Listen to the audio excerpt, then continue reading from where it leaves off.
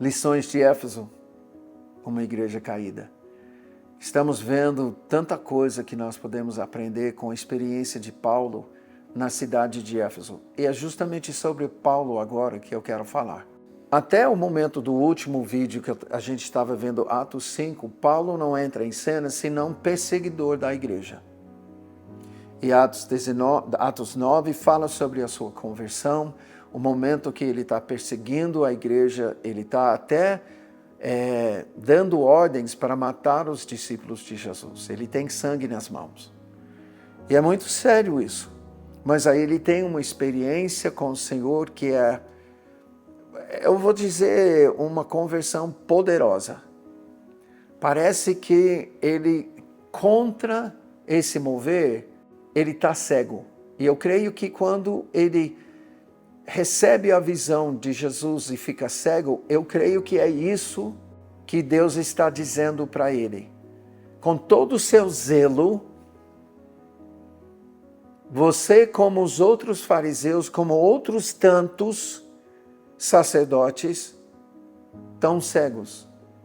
Vocês não estavam enxergando Jesus como o próprio Messias que mais de 250 profecias apontam. E quando ele chegou, como ele falou em Lucas 13, chegou o momento de você reconhecer e discernir os tempos. E você, tudo bem, na natureza você sabe, mas você não discerniu o tempo da visitação do Messias. Cego. E Paulo tem a sua experiência, ele se converte, ele vê Jesus, ele vai para falar com os discípulos, ele chega lá e todo mundo está, mas espera aí, você não é o Paulo que mandou matar um monte de gente? E agora, o que você está fazendo no meio de nós? E aí a palavra fala sobre Barnabé, que chegou e fez uma amizade, recebeu e queria caminhar junto com Paulo. Nós sabemos pelas cartas que Paulo passou um tempo junto com os discípulos, depois ele passou um tempo a sós com Deus, o Senhor ministrando a ele, e como nós vimos em Atos 13, ele se encontra em Antioquia, no meio de profetas e mestres.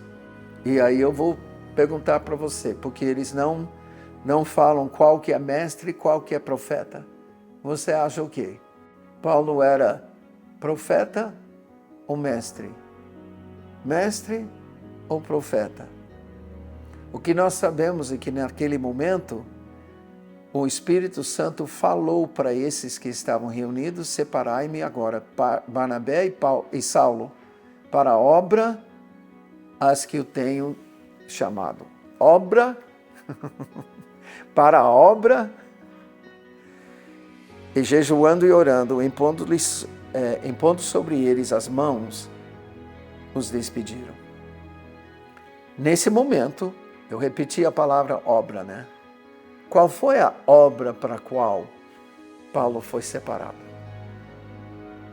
É uma obra qualquer? Ou já nesse momento, a obra para a qual ele foi separado foi para levar a missão do Messias para os gentios. A gente pode pensar em obra no sentido de qualquer coisa, mas conforme eu vejo o desenvolvimento de Jesus para os 12, para os 70, os 120, para a igreja primitiva, eu não posso imaginar que Paulo vai ser inserido no corpo de Cristo, vai receber um lugar como ele recebe, de importância dentro da igreja, e ele vai ficar isento de entrar na missão do Messias? Ele só vai pregar, ele só vai ter uma... A palavra diz, e se você seguir a vida de Paulo, ele começou querendo convencer as pessoas que Jesus era o Messias. Isso é normal. Eu vejo isso totalmente normal. Por quê? Porque ele era cego para isso. Agora, todas as escrituras que apontavam para Jesus, ele estava enxergando. Então ele, fervoroso, ele tinha que falar para todo mundo, tá? Dentro daquilo que agora ele vê, ele apresenta e ele faz uma apologia com excelência, apresentando Jesus, o Nazareno, Filho de Deus, como o Messias, o Cristo na tradução. E isso é tremendo. E aí quando ele começa, a gente vai ver que ele começa a sua primeira viagem e ele prega isso e conforme a palavra e a promessa do Senhor, quem crê vai seguir, quem crê o quê? Sinais. Esses sinais seguirão aqueles que creem. Paulo crê e sinais seguem. Mas eu estou observando Atos 13 em diante, a primeira viagem de Paulo, e eu não vejo que ele ainda assimilou como prioridade a missão do Messias. Por que eu falo isso? Porque eu vejo que acontecem os sinais, mas eu não vejo Paulo fazendo como Pedro e João. Algumas coisas acontecem, mas não é no mesmo sentido que todos estão vindo e ele está curando todos. A segunda viagem acontece depois do concílio e a mesma coisa. Ele vai, essa vez, ele vai para Atenas. Atenas está nesse lugar, o Partenon, está cheio de endemoniado, cheio de coxo, cheio de paralítico, cheio de enfermo, pedindo dos deuses cura, alívio. Isso é comum. E Paulo vai no Areópago e ele prega a mensagem sobre o Deus desconhecido. Eu concordo que essa tática em relação à apologia foi uma coisa tremenda. Eu creio que ele recebeu do Senhor. Mas eu quero observar com você que nesse lugar, em Atenas, ele não curou ninguém, não ressuscitou nenhum morto, não expulsou um demônio, não purificou um leproso. E eu creio que zombado, uma vez que ele falou sobre Jesus ressurreto, ele foi zombado e teve que sair, deixou poucas pessoas, tá? Como igreja. Ele saiu de lá triste, com um sentimento que eu queria, esse é um epicentro para a vida dos gregos aqui em Atenas. Era o centro do Império Grego.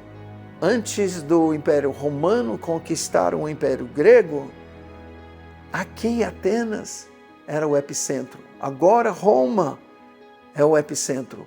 E ambos têm a mesma fé nos deuses.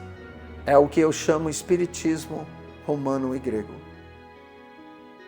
E Paulo não chega a ministrar. Ele vai para Corinto e ele fala que ele ministrou alguns sinais e com poder, mas não há um relato dele de forma contundente executar a missão do Messias. Não há um relato onde ele chega e se preocupa com o batismo com o Espírito Santo, com as pessoas que se convertem. E com isso, eu estou dando margem e um entendimento que Paulo está em desenvolvimento. Na primeira viagem, ele experimenta as coisas e tudo é novidade, mas não chega a patamar do que ele ouviu falar de Jesus em Israel. Segunda viagem, a mesma coisa. Ele vai para cidades onde ele está esperando a mesma expressão, manifestação do reino de Deus que houve na missão de Jesus o Messias. E não está acontecendo. E ele faz um voto, que eu vou fazer menção, porque já mencionamos, Atos 18, mas Paulo, havendo permanecido ali ainda muitos dias, por fim, despedindo-se dos irmãos, navegou para a Síria, levando em sua companhia Priscila e Áquila, depois de ter raspado a cabeça em Cencreia, porque tomaram voto. Ele saiu do Corinto, indo para Jerusalém e Antioquia, porque ele fez um voto que eu creio que foi devido ao seu desespero espiritual. E aqui ele passa em Éfeso, onde ele vai pegar um navio do porto de Éfeso até chegando em Cesareia. Nisso, o povo de Éfeso pede para ele ficar, ele não fica. E é evidente que ele não fica porque ele sente que ele não tem o que eles precisam dele como enviado do Messias, como apóstolo. Ele faz um voto e ele busca o Senhor, porque nesse voto, provavelmente de nazareado, ele está tratando aquilo para qual ele foi separado. Ele sabe que ele foi separado para levar o evangelho do reino, a missão do Messias para os gentios. E não está vendo o que ele está esperando. Faz o voto e ele fica. Não sabemos quanto tempo ele busca o Senhor desesperadamente. Mas nós sabemos que no final, ele pega a via terrestre agora e ele passa na Galácia, onde ele tinha deixado discípulos e igreja, e ele passa de novo para Éfeso. E chegando lá, a primeira coisa que ele pergunta para os discípulos que estão ali: recebestes porventura o Espírito Santo quando crestes? Aí nesse momento eu peço para você voltar para o outro vídeo. A gente vai deixar o link aqui embaixo. Só que é nesse momento, em Atenas, que eu percebo que o ministério de Paulo é um reflexo da missão do Messias. Como ele deve ter ficado feliz de ver essas coisas acontecendo. Agora, eu só quero encerrar observando algo na vida de Paulo. Quando Jesus estava ministrando, ele ministrou do início ao fim cura. Lembra que a gente reparou que no templo, no final, ele curou os cegos e os coxos? Pois Paulo, quando ele chega, isso é o último capítulo de Atos, ele chega na ilha de Malta, e em Malta tem um homem chamado Sérgio Públio. Aconteceu achar-se enfermo de disenteria, ardendo de febre, o pai de Públio. Paulo foi visitá-lo e orando impôs-lhe as mãos e o curou. Ele está agindo dentro da missão. À vista deste acontecimento, os demais enfermos da ilha vieram e foram curados. Paulo assimilou a missão do Messias como agenda principal do seu ministério. E aí eu quero ver o que acontece em Éfeso, nesse auge do que eles estão vivendo, Atos 19, o que aconteceu para a igreja cair.